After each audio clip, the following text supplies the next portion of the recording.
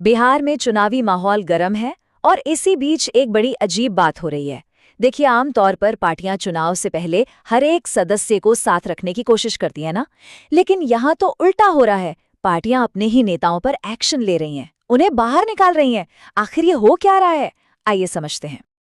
तो सवाल यही उठता है कि चुनाव से ठीक पहले अपने ही लोगों को निकालना ये कोई बहुत बड़ा जोखिम है या फिर इसके पीछे कोई बहुत सोची समझी रणनीति छिपी है।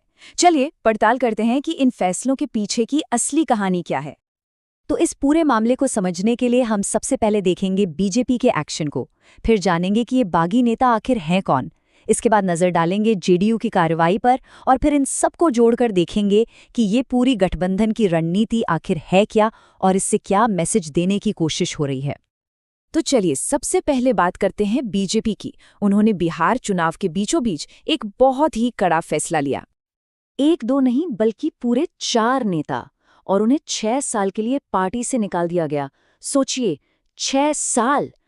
ये बहुत बड़ा एक्शन था और इसकी वजह बताई गई पार्टी का अनुशासन। कहा गया कि ये लोग बागी उम्मीदवार बन गए थे। अब सवाल उठता है कि ये बागी उम्मीदवार होता कौन है। देखिए, आसान भाषा में समझे तो ये वो नेता होते हैं जो अपनी ही पार्टी के ऑफिशियल कैंडिडेट के खिलाफ या फिर अपने गठबंधन के कैंडिडेट के खिलाफ ही चुनाव लड़ने खड़े हो जाते हैं। और जाहिर है इसे पार्टी अनुशासन का एक बहुत बड़ा उल्लंघन माना जाता है। तो आप जानते हैं कि बीजेपी के ये 4 नेता थे कौन जिन्होंने ये बगावत की। तो ये नाम है वरुण सिंह, जो बहादुरगंज से मैदान में थे, अनूप कुमार गोपालगंज से, पवन यादव कहलगांव से और सूर्यभान सिंह बड़हरा सीट से।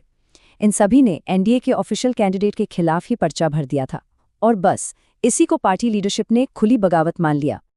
लेकिन रुकिए, कहानी में एक और ट्विस्ट है। ये जो बीजेपी का एक्शन था ना, ये कोई अकेली घटना नहीं थी। असल में ये तो उनके गठबंधन के साथी यानी जेडीयू के एक और भी बड़े एक्शन के बाद आया। जी हाँ, सही सुना, जेडीयू ने तो बीजेपी से भी बड़ा कदम उठाया और एक साथ अपने 16 नेताओं को पार्टी से बाहर का रास्ता दिखा दिया। 16! ये नंबर अपने आप में बताता है कि गठबंधन अनुशासन को लेकर कितना सीरियस है।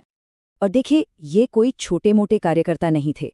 जेडीयू की लिस्ट में शैलेश कुमार और श्याम बहादुर सिंह जैसे पूर्व विधायक तक शामिल थे। रणविजय सिंह जैसे बड़े नाम भी थे। यहाँ तक कि पूर्व मंत्री और एमएलसीज पर भी गाज गिरी। मतलब साफ था, मैसेज बहुत क्लियर था, पार्टी किसी भी लेवल पर बगावत को बर्दाश्त नहीं करेगी। तो अब बीजेपी का एक्शन और जेडीयू का एक्शन, इन दोनों को एक साथ रखकर देखते हैं। जब ऐसा करते हैं तो तस्वीर साफ होने लगती है। ये सब एक बड़ी सोची समझी स्ट्रैटेजी का हिस्सा लगता है और इस स्ट्रैटेजी को समझने की चाबी एक खास शब्द में छिपी है, गठबंधन धर्म। तो देखिए, एक तरफ बीजेपी ने अपने 4 नेताओं को निकाला क्योंकि वो एनडीए कैंडिडेट के खिलाफ लड़ रहे थे। वहीं दूसरी तरफ जेडीयू ने अपने 16 नेताओं को निकाला। वजह बताई, पार्टी विरोधी गतिविधियां। भले ही वजहें अलग अलग सुनाई दे, पर निशाना एक ही था, गठबंधन को टूटने से बचाना, उसकी एकता को बनाए रखना। तो आखिर ये गठबंधन धर्म है क्या भला? देखिए, ये राजनीति का एक तरह का अनकहा नियम है। इसका मतलब है कि जब आप किसी गठबंधन में होते हैं तो आपको अपने या अपनी पार्टी के फायदे से पहले गठबंधन के फायदे के बारे में सोचना होता है। मतलब जो गठबंधन का कॉमन कैंडिडेट है उसे ही सपोर्ट करना है। और एनडीए इसी बात पर, इसी सिद्धांत पर सबसे ज्यादा जोर दे रहा है। तो इन सब एक्शन का, इन सब निकालों का आखिर मतलब क्या निकलता है? कुल मिलाकर देखें तो ये चुनाव से ठीक पहले एक बहुत ही साफ और जोरदार मैसेज देने की कोशिश है। और वो मैसेज इस एक लाइन में छिपा है, गठबंधन के प्रति प्रतिबद्धता सर्वोच्च है। पार्टी लीडरशिप बिल्कुल साफ कर देना चाहती है कि गठबंधन के साथ लॉयल्टी, वफादारी ही सबसे ऊपर है। इस पर कोई कॉम्प्रोमाइज नहीं होगा। ये हर एक नेता और कार्यकर्ता के लिए एक सीधी सीधी वार्निंग है।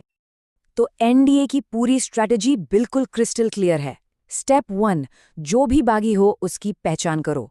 स्टेप 2, उस पर कड़ा एक्शन लो और पार्टी से बाहर करो। इससे क्या होगा? गठबंधन में यूनिटी दिखेगी, एकता का प्रदर्शन होगा। और फिर फाइनल स्टेप, पूरा फोकस सिर्फ और सिर्फ एक चीज पर, चुनाव में जीत हासिल करना। ये सारी बातें हमें एक बहुत बड़े सवाल के सामने लाकर खड़ा कर देती हैं कि चुनाव के इस हाई स्टेक्स गेम में, जहां इतना कुछ दांव पर लगा हो, क्या एक व्यक्ति की अपनी महत्वाकांक्षा, उसका अपना सपना, पार्टी के अनुशासन और गठबंधन की एकता से ज्यादा कीमती है? या फिर गठबंधन ही सब कुछ है?